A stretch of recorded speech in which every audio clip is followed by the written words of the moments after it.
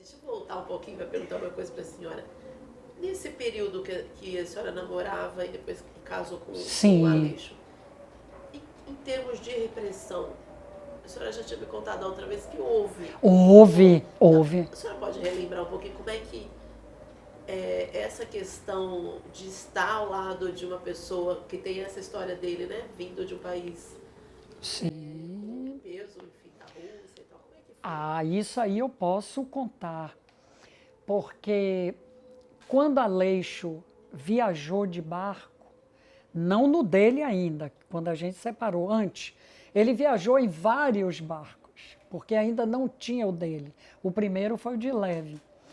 Então eu ia e fiquei um período morando num prédiozinho que existe até hoje, que foi meu pai que construiu, tem o nome do pai dele.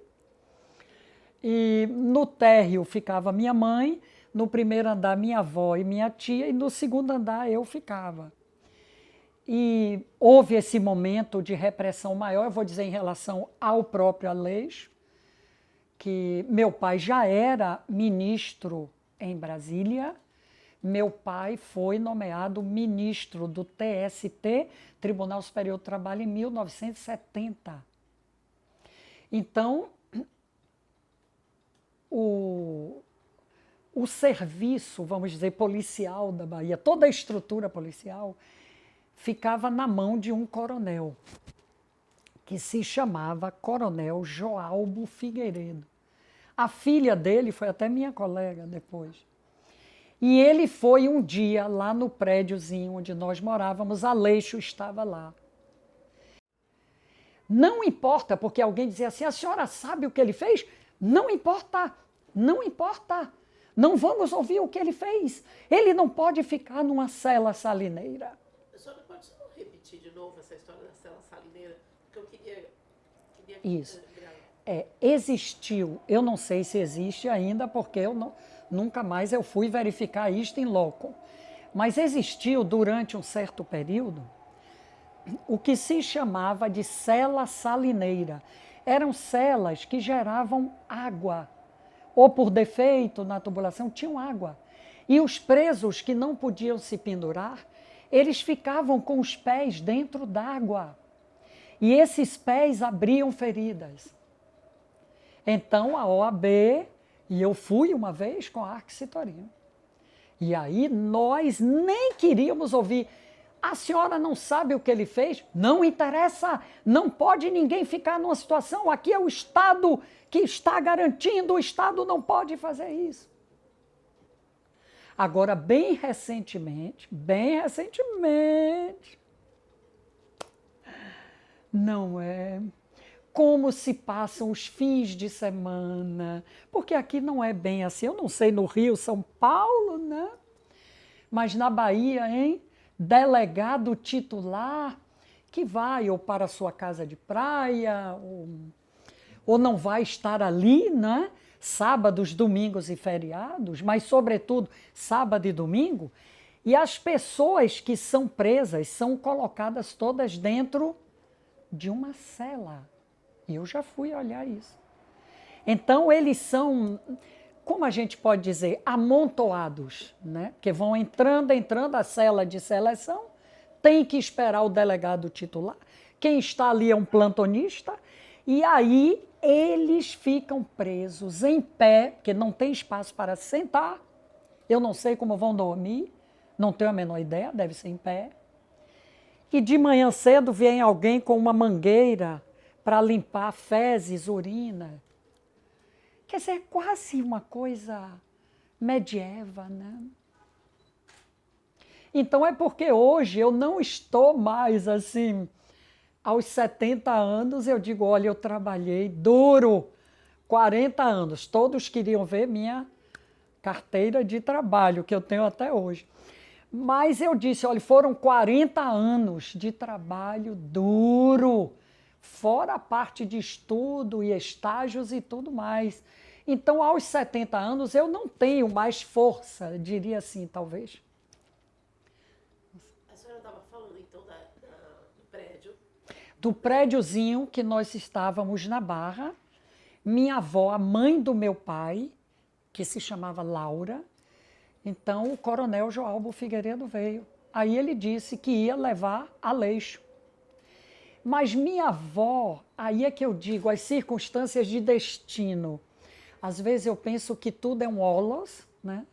Estamos dentro da perspectiva holística. Minha avó olhou para ele e disse: você não pode entrar aqui, não pode fazer nada. Eu fui a sua mãe de leite. Minha avó tinha amamentado ele, tinha sido vizinha da mãe dele. E minha avó disse: eu lhe dei leite, eu lhe dei o meu leite. Ele respeitou. Agora depois, meu pai, né, que estava em Brasília, meu pai aí disse que qualquer documento que ele precisasse assinar, porque Aleixo era meu marido, né? E o pai de Aleixo também, que teve a casa, uma vez foram na casa dele e jogaram os livros dele no chão. Aquilo foi muito duro, levaram ele para depoimento, mas na verdade ele só tinha livros de literatura, Tolstói, Dostoiévski, Pushkin.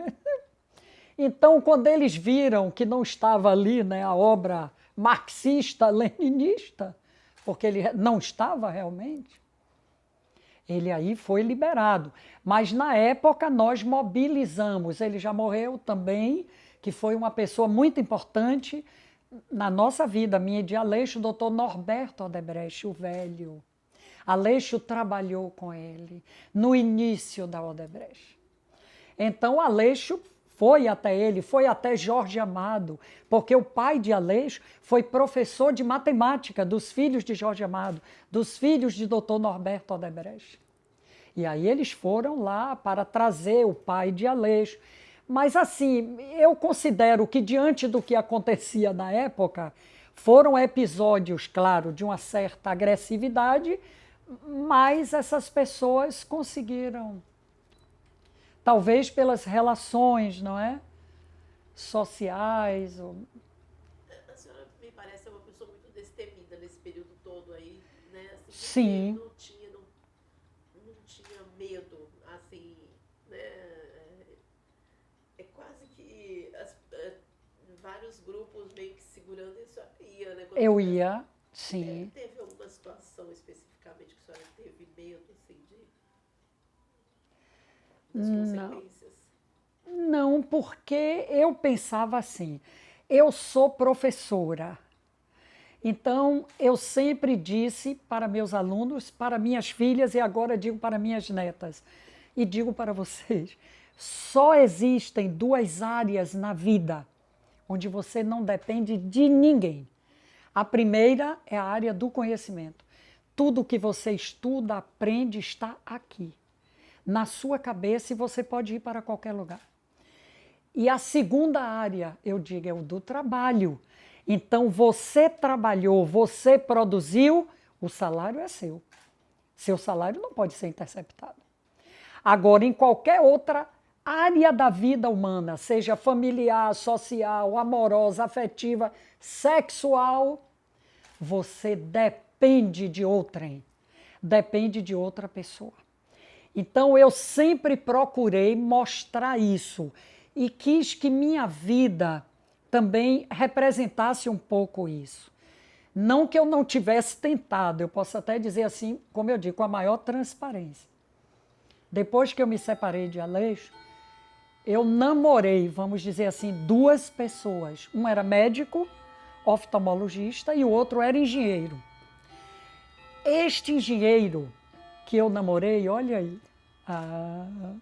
este eu tive que obedecer a meu pai. Eu não vou dizer o nome dele, ambos estão vivos, são meus amigos.